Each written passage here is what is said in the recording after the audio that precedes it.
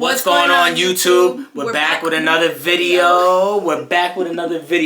We've been sick for a couple days, so please, we've been out of commission. Just know we've been in the bathroom for the last couple days. We had a stomach bug, but that's why you guys haven't seen us, because usually we're super consistent. But we're back. So that's how you know something was wrong with us. Today's video is gonna be things we wish we knew before we became parents. First time parents. So today you're gonna learn a lot of things, especially if you're an expecting parent, a parent that's probably gonna go to child number 2 and just needs to learn a few more things. A new parent. Hey, it's never too late to learn something. It's never too late to learn, because we don't have all the secrets. We don't have all the answers. We have a couple of tips. Yeah, we got some tips, some things that we learned along our own journey that might be helpful for somebody else. But before we do begin this video, like, comment, and subscribe. We're on the road to 1,000. If we haven't said it already, please subscribe to this channel. Please. Because without you guys, we're nobody. And if you're new to the channel, you have to be new to the channel, because we're new. So you gotta subscribe. Anyways, let's get to this video. Number 1 on the list is definitely... You better get yourself a private room. You better get yourself a private room in the hospital. Now,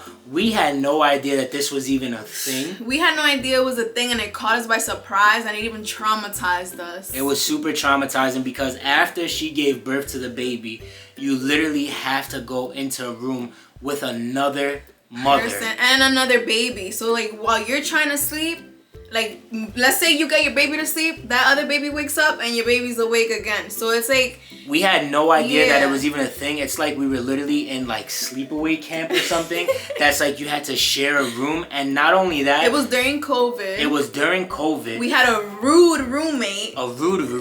Yeah, twice. Because first we got into a room, the lady was mean, then he had to flip. We had like a whole situation, but we're definitely not gonna go into that one, because that's for a different video. That's a whole video. That's definitely a different video. But basically, number 1 is definitely try to get yourself a private room.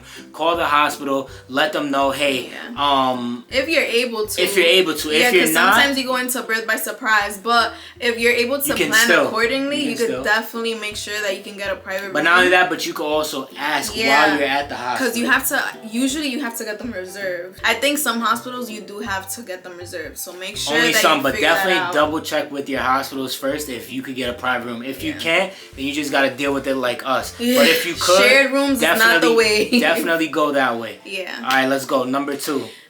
Make sure that you look into whether or not your insurance covers free things such as breast pumps. Free. Hold on, let's highlight that. Free. Everybody loves the word free. Everybody loves the word me. Free. Especially us. Yeah. So basically, when I was looking into like my insurance and everything, I found a few websites. Like, I think it was...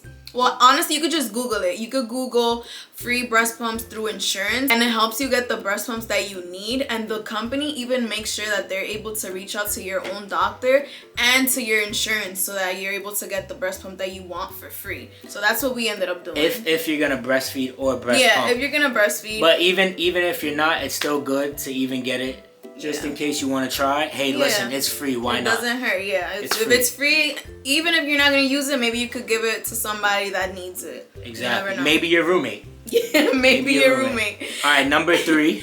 Don't rush to get a nursery ready before the baby comes, because you're not going to need it for a while. Everybody's dream is always to get their nursery ready, get the baby's room ready, and get everything together. But the truth and reality is the baby's really going to be with you guys 24/7 in your room for like a good couple of months. So in the end of the day, you guys definitely don't need to get anything ready. Now, don't get me wrong, if you want to put in like some chairs, a crib, stuff like that, that's all cute and dandy, which is it is cool. But don't put pressure on yourself to make sure like everything's ready in the nursery, because more than likely you're not really gonna use it until down the line once the baby's ready to sleep in their own crib by themselves. Because Danny, we had a bassinet and he literally slept right next to me in the bassinet for a while. What was it, like, I think they get out of the bassinet once they start rolling over. Having a nursery is like everybody's dream, and you know, everybody like aspires to have the best, cutest nursery for their baby, but at the same time you don't want to like if you could, you could, but at the same time just don't put too much pressure on yourself, because there's a lot of other things that you're gonna have to deal with before that that's for sure, for that nursery. So the next one is, we didn't realize how bad lack of sleep will really be once the baby comes. So pretty much sleep is like non-existent. Like you need to make sure that before that baby comes, you get enough rest. Super non-existent. At this point, once you have a baby, from the day that you go into that hospital until, I would say probably like 9 months after, 10 months after, that's when you really start to get a little bit of sleep. But especially for that first 3 months, you're literally gonna get no sleep at all. Like, it's literally waking up every hour or two. If you want to get in a nap, get in a nap. But it's not to scare you guys. Yeah, it's not to scare you guys, but definitely sleep when the baby sleeps. Like, there's gonna be a bunch of things that have to get done around the house. Don't worry about it. Like, the most important thing is your sanity. Make sure that you sleep when that baby is sleeping. Sleep is the most important thing that you could do. But the only thing that I would say is, again, don't be super scared of like what we're saying, but just know that sleep is like super non-existent when you do have that baby. Like, as soon as you go into that hospital till right now, like, sleep is just not even a thing. Try to get in as much sleep as you can before the baby comes, because once that baby comes, there is no sleep at all. So definitely just try to help yourself. And then as well, like, you have to prepare yourself as well, that like, even if you think that your baby's getting into like a good sleep routine, there's also going to be sleep regressions. So sleep regression is usually when they're going through, it's like every month. Yeah, it's like literally every month when they're going through a growth spurt, that they're waking up like literally every 30 minutes to drink milk. Like every that scared us, because and like, how long?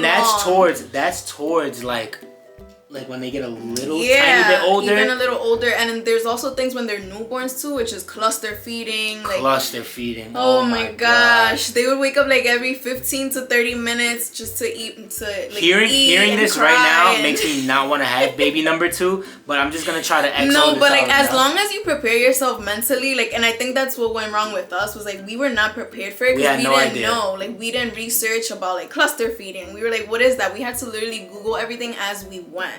So I think that's where we went wrong. We should have seen videos on it like this. Yeah, exactly. This is why we thought like this would be perfect to do as a video, because I think a lot of people need to know these things as they're going into like parenthood. Exactly. Last but not least, meal prep before you have the baby. We don't mean meal prepping by like bodybuilding kind of meal prepping, but what we mean is to have that fridge and to have your pantry stacked with food. The reason why is because when you do go into that hospital, you don't know how long you're gonna be there for. Hopefully it's quick, but when you are done and you do come back home, you don't want to have to rush to the grocery store or rush to get food. You want to have everything stacked so that by the time you do get home, you're like super prepared, super ready, just in case if you want to make a quick meal or not. Have those quick meals. Don't have like steak dinners and having to be ready. Have things that are easy to make, like little frozen things, like little chicken nuggets, quick things. For the first 2 weeks. Because you're not even gonna really have time to eat, honestly, like, or to prepare a whole meal, because everything's gonna be about the baby. Exactly. Now, don't get me wrong. If you do have help,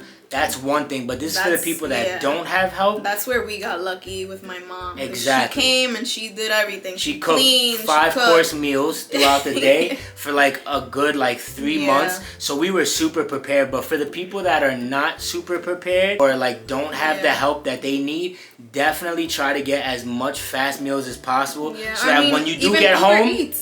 Uber Eats and stuff like that does, delivery. That's basically what you're gonna have to depend on for a lot of. You're gonna have to stack up on that Uber Eats. Able to budget so that you're able to afford taking out a lot, because that's really what you're gonna depend on.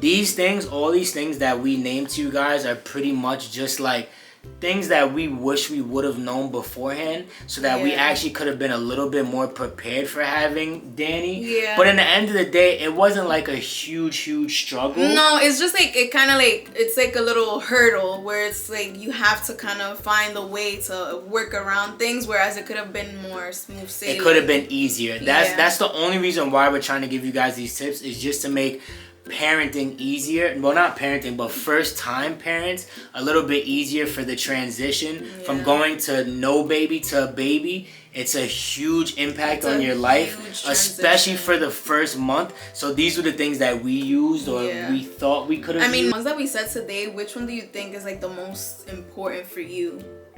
the most important for me out of all of that, I think would probably be the private room.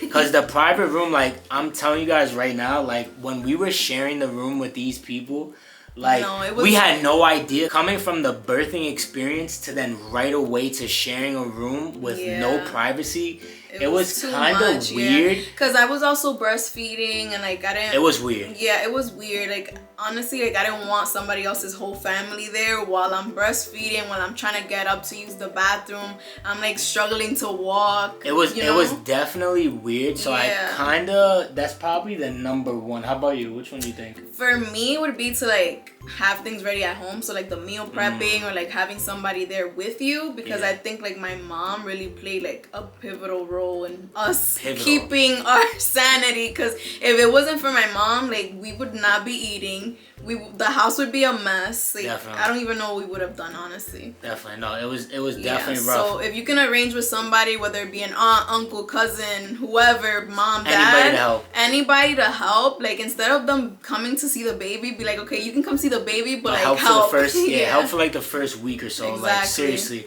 But at the end of the day, guys, if you guys like this video, drop a comment so we can give some more tips. Let us know if you like these kind of videos as well. Like obviously our channel has to do a lot with like couple things, family things, but also like parenthood, because this is our journey. First time parents. So let us know if you like these kind of videos. Because if you guys like these videos, believe me, we have a lot to say about first time parenting. So seriously, we can make thousands of videos. Yeah, if you have any questions also, if this is something that you're going through, let us know in the comments and I'll comment back like any tips that we have. Any tips that we missed for new parents. Yeah, also if you have any tips that you want other parents to see, put them down in the comments. Definitely. We'll see you guys with another video. Remember, like, comment, and subscribe. We'll see you guys real soon.